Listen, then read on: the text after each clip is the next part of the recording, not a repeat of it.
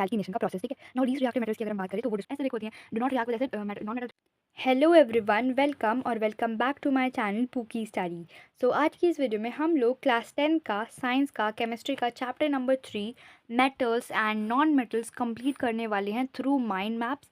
Because I believe in कि mind maps के through हम किसी भी चैप्टर को फ्यू मिनट्स में बहुत इफेक्टिवली कवर कर सकते हैं, ठीक है। तो स्टार्ट करते हैं हम अपना chapter metals and non metals. So सबसे पहले मेटल्स एंड नॉन मेटल्स से अगर मैं स्टार्ट करूँ तो हम प्रॉपर्टीज़ ऑफ मेटल्स देखते हैं, मेटल्स की क्या प्रॉपर्टीज़ होती हैं। So chemical properties are very important. सबसे पहले ना हम लोग फिजिकल प्रॉपर्टीज़ देखने वाले हैं। सो मेटल्स जो होते हैं ना वो सॉलिड होते हैं, हार्ड होते हैं, लस्ट्रस होते हैं, डेंस होते हैं। मतलब आप जानते ही हो कि सॉलिड होते हैं, बहुत हार्ड होते हैं, चमकते हुए होते हैं, लस्ट्रस होते हैं, शाइनी होते हैं, डेंस होते हैं। और मेटल्स मेलिएबल और डक्टाइल भी होते हैं। मेलिएबल मतलब मेटल्स को हम थिन शीट्स में कन्वर्ट कर सकते हैं। डक्टाइल मतलब मेटल्स को हम वायर में कन्वर्ट कर सकते हैं, वायर में उनको हम स्ट्रेच कर सकते हैं। मेटल्स जो होते हैं वो good conductor of heat and electricity होते हैं। मेटल्स हीट एंड इलेक्ट्रिसिटी बहुत अच्छे से कंडक्ट करते हैं। मेटल्स सोनोरस होते हैं, मतलब मेटल्स जो है एक एक रिंगिंग साउंड देते हैं जब भी हम उनको किसी हार्ड ऑब्जेक्ट से स्ट्राइक करते हैं। जैसे कि फॉर एग्जांपल अगर कोई मेटल की बात करें, this is not a metal but पता नहीं क्या है ये। तो अगर मैं इसको किसी हार्ड सरफेस से बजाती हूँ तो ये साउंड प्रोड्यूस करेगा, जैसे कि साउंड। वैसे पेंसिल भी दे देगी, pencil is not a metal but still metal sonorous होते हैं, एक रिंगिंग साउंड देते हैं, जैसे कि बेल्स वगैरह आप लोग देखते हो बुक्स वगैरह में, ठीक है। Now chemical properties of metals की अगर हम बात करें, सो बेसिकली मेटल्स जो होते हैं ना, मेटल्स के वैलेंस शेल के अंदर 4 से कम इलेक्ट्रॉन्स होते हैं। मतलब कि मेटल्स के अंदर 1, 2 या 3 इलेक्ट्रॉन्स आपको पाए जाएंगे उसके वैलेंस शेल के अंदर। जैसे कि फॉर एग्जांपल क्या है ये, सोडियम। सोडियम के अंदर कितने वैलेंस शेल होते हैं? सो बेसिकली सोडियम का जो एटॉमिक नंबर होता है वो होता है 11। तो अगर हम इसके वैलेंस शेल की बात करें तो सबसे पहले हम लोग इसको डिवाइड कर लेते हैं 2, 8, 1। मतलब कि इसके वैलेंस शेल के अंदर 1 इलेक्ट्रॉन है, तो मतलब क्या है, ये एक मेटल है। अब अगर आप मुझे कोई और सा भी मेटल दे, जैसे एल्यूमिनियम दे, तो एल्यूमिनियम का एटॉमिक नंबर क्या होता है? बेसिकली 13 होता है। तो 2, 8, 3 क्या है ये?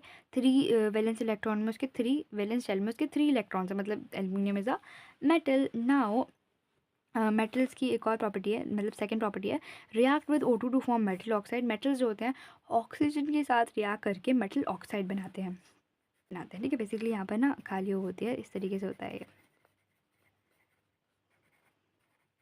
Okay. This is the reaction. Now metal oxides are basic in nature. Metal oxides जो होती हैं वो बेसिक इन नेचर होती हैं, मेटल ऑक्साइड बेसिक होती हैं, ठीक है। Now react with H2O to form hydroxide oxide and release H2। जब मेटल्स H2O मतलब वाटर के साथ रिएक्ट करते हैं तो वो हाइड्रोक्साइड ऑक्साइड और हाइड्रोक्साइड ऑक्साइड फॉर्म करते हैं, और H2 मतलब हाइड्रोजन गैस रिलीज होती है, जैसे कि Na+H2O गिव्स अस NaOH, ठीक है। NaOH प्लस, इसमें H2O मैं रिलीज़ नहीं करवा रही क्योंकि इसमें नहीं होती है, दूसरे वाले और एसिड में हो जाती है, ठीक है। Now react with acid to form salt and hydrogen gas. Metal जो होते हैं जब भी एसिड के साथ रिएक्ट करते हैं तो सॉल्ट और हाइड्रोजन गैस फाउंड करते हैं, ठीक है।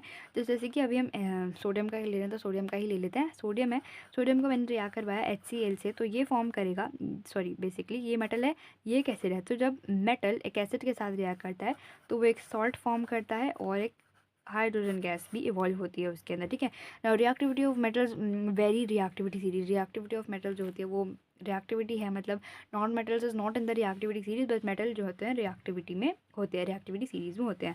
अब हम अगर प्रॉपर्टीज़ ऑफ नॉन मेटल्स बात करें, मतलब नॉन मेटल्स की प्रॉपर्टीज़ की बात करें, सो नॉन मेटल्स की जो फिजिकल प्रॉपर्टीज़ होती हैं, पहली प्रॉपर्टी है मेनली गैस एंड सॉलिड।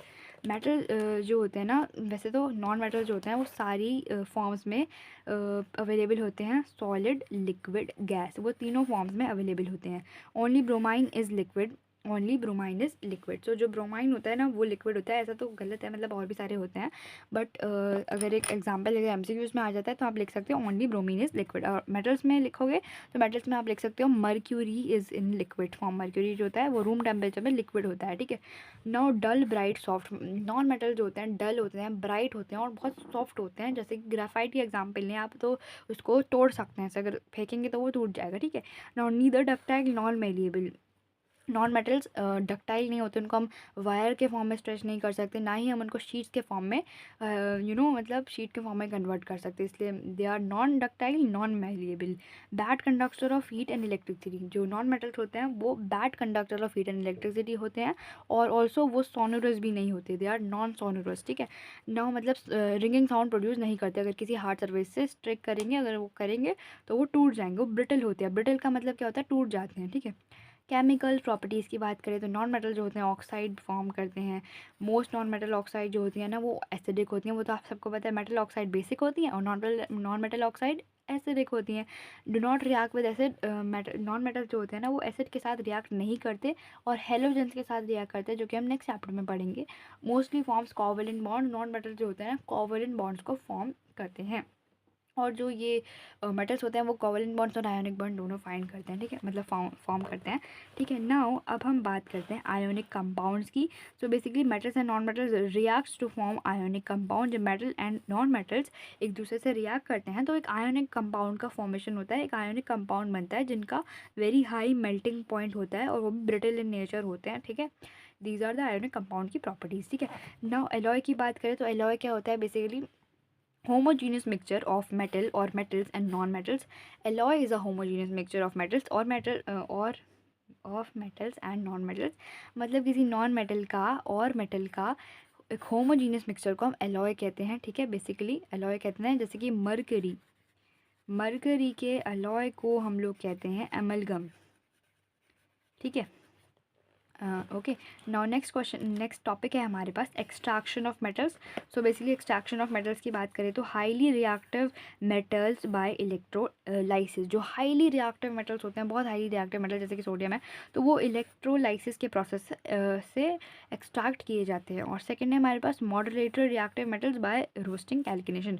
जो मॉडरेटली रिएक्टिव मेटल्स होते हैं जैसे कि एल्यूमिनियम हो गया, जिंक हो गया, ये मॉडरेटली रिएक्टिव मेटल्स हैं, तो ये रोस्टिंग और कैल्किनेशन के प्रोसेस से एक्सट्रैक्ट किए जाते हैं। रोस्टिंग का मतलब प्रेजेंस ऑफ एयर की प्रेजेंस में, ऑक्सीजन की प्रेजेंस में बहुत ज़्यादा हीट करना, उसको हम रोस्टिंग कहते हैं। और कैल्किनेशन का मतलब होता है एब्सेंस ऑफ एयर, मतलब कि एयर की एब्सेंस में, ऑक्सीजन की एब्सेंस में किसी भी पर्टिकुलर मेटल को हीट करना, उसको कहते हैं हम लोग कैल्किनेशन का प्रोसेस, ठीक है।